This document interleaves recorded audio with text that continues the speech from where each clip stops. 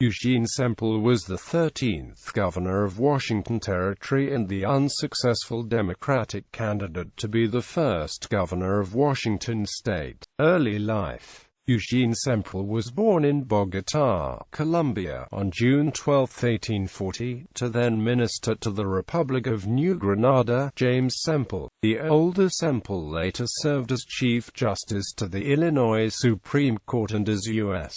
Senator. The younger Semple received his education in Illinois before attending law school at St. Louis Law School. In 1864, Semple moved to Portland, Oregon, where he was editor of the Oregon Herald and practiced law. He was the editor from 1869 until 1873, and in 1872 he became state printer for Oregon.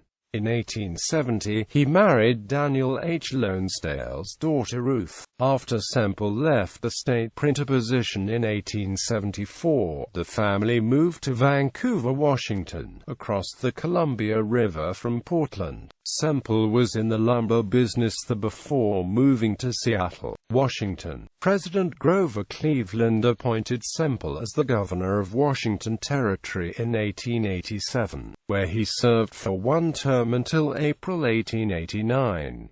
After Washington became a state in November of that year, Semple ran as the Democratic candidate to be the first governor of the state of Washington. However, he lost to the Republican Elisha P. Ferry. In 1893, he successfully pushed a bill through the Washington state legislature to facilitate a means of financing privately owned canals by allowing them to sell reclaimed tidelands. With $500,000 of financing, he himself soon attempted such a canal connecting Elliott Bay to Lake Washington by cutting through Seattle's Beacon Hill, a more southerly route than the Lake Washington Ship Canal that was favored by Judge Thomas Burke and others aligned with the Great Northern Railway, and which was ultimately built.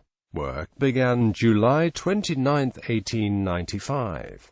Within 10 months nearly 100 acres of tide flats had been filled. At that point, Burke managed to get a court injunction challenging the constitutionality of the 1893 law. A December 1898 decision went in Semple's favor, but the delay had put his company into financial difficulties. Semple scored some other legal victories and did well with the state government, but Burke ultimately won out. Semple's activities affected railroad lands, giving Burke further opportunities for injunctions. Burke won over the Seattle city government to the Northern Canal route. By May 1904, Semple's incomplete project was dead. The former Elliott Bay tidelands, filled in by his attempt at building a canal, soon became the heart of Seattle's industrial district.